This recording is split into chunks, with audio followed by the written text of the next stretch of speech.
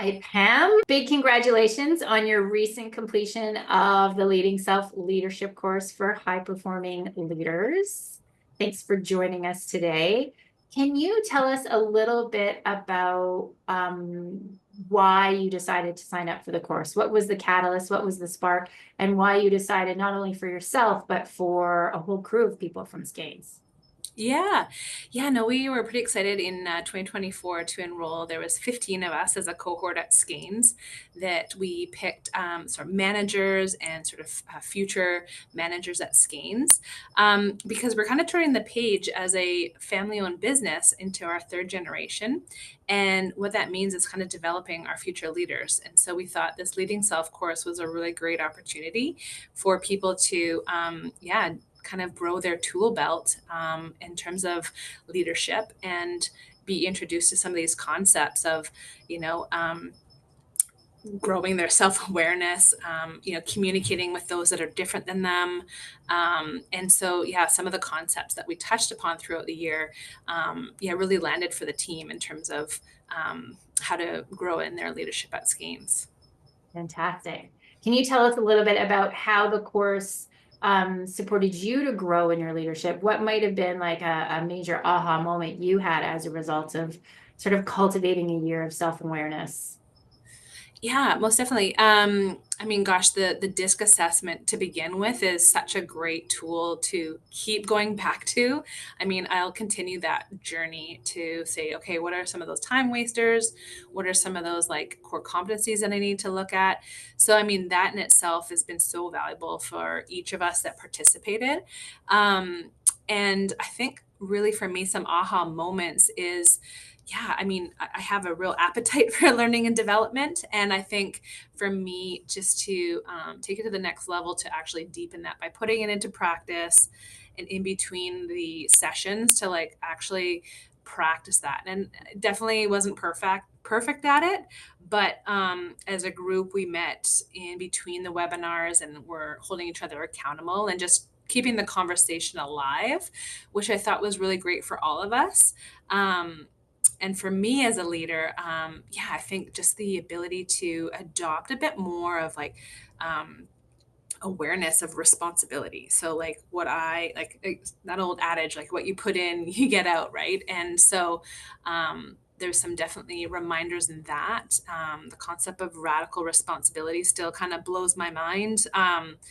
And yeah, I think ultimately, we've really adopted a bit more of a strategic rhythm at Skeins, and whether it's goal setting on a quarterly basis, both at an individual and a team and business level, that's been really great in terms of us leading and having a plan with our teams and leading by example.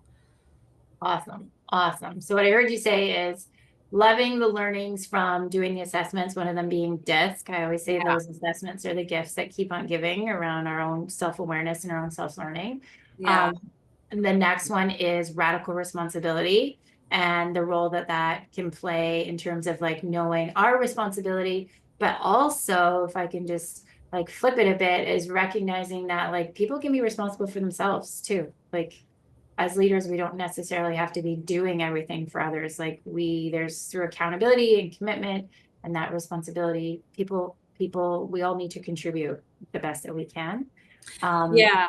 yeah. I was just gonna say that really just reminds me actually that yeah, for me, I learned that my tendency is to kind of like dive in and help others and say yes to things. And I think it helped me just identify as like what are some boundaries for me and how do I actually just like trust those that I work with and coach them along and cheer them along as opposed to doing it for them. So that's a big one that I'm like trying to really practice both Yeah. professionally and personally. Yeah.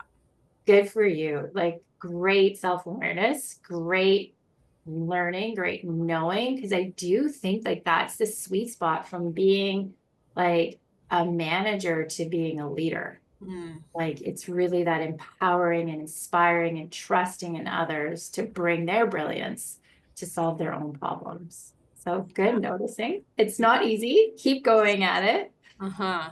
Fantastic. Let me just ask you, like, one of the outcomes from the course is sort of knowing and playing in our leadership zone of genius. And we define that by knowing our behavioral strengths, by knowing our driving forces, by our core competencies. Of, let's say, your core competencies of learning that work and doing that assessment, what might be one core competency that you're playing with these days in order to perform at your best? Yeah. So I would say just I've always it brought awareness to an area where I have some growth potential, and that is around my um, priority management and goal setting. And while I thought I was a bit of an all star at it, it is something that I'm actually needing to work on, and that is like time blocking. While I'm good at like getting stuff done and actioning things, I think there's definitely like a real difference in actually being like prioritizing my time and setting goals and seeing them through and being accountable to that I really am I'm looking to refine and get better at. Good for you. Good Yeah. for you. Because there's a nuance between like being a taskmaster and getting stuff done Yeah. and actually finishing and following through and like knocking those goals across the finish line. Yeah. The juicy Yeah, stuff. Hmm. the juicy stuff. Well, I mean, you know me, I think you are a rock star. So I have no doubt that with some focus and attention, you will continue to elevate your game in that sense. Last question for you. We are launching another cohort in April. What advice would you have for new companies and new businesses bringing their teams into the course? What do you know now that you wish you might have known then in order to be successful? Yeah, I would say definitely like looking at the team and seeing sort of who is craving this sort of development and growth opportunity and who will make the most of it, and really see it as a gift that they can work on themselves both in sort of their current roles but also just in their own sort of personal time as well.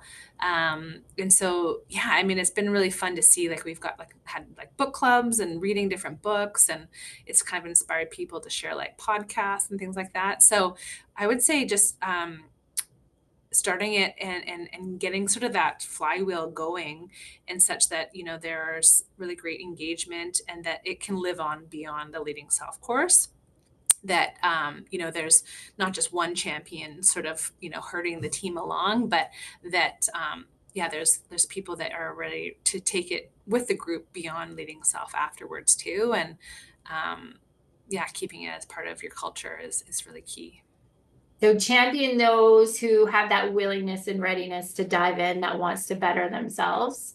I would argue and might that it also like some of those people don't necessarily have to be people leaders right now, right? Like we've Yeah. seen people emerge in your company who might not have a team reporting to them, but they've really emerged as like shining stars for the company. Um, Yeah. and then the last piece I heard you say was like that concept of radical responsibility in keeping the learning going so that it continues to like ripple out throughout the organization Hmm. is just, I guess, a positive outcome to be aware of. So, Yeah, and just meeting people where they're at too, right? And just not necessarily having a certain expectation of what they're going to get out of it, but knowing that it might be something that you don't even see day to day, but is really actually shifted for them, maybe in a certain sphere. So yeah, it's kind of neat to see how that gift does keep giving beyond sort of the immediate self. yeah, fantastic. Well, thank you so much for your time today.